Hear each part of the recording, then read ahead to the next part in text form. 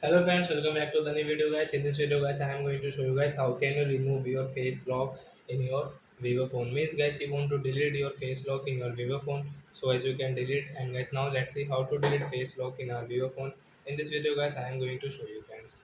So first of all guys, I want to tell you guys if you need my channel, so I first of all go and subscribe my channel, click the bell icon and like my video. So friends, now time to start video. And first of all guys, open your phone setting to delete your face lock. Then guys scroll it and guys click on guys your security setting. Then guys you can see your face lock settings. So guys tap here and guys enter your pin password guys which you have. Then guys scroll guys you can see clear physical data. So guys tap here to delete means remove it. So a face lock will delete. Then guys you can see add a face. So guys you can set again here if you want. So I hope friends you have understood how to remove face lock in our Vivo phone. So that's it guys. Thanks for watching.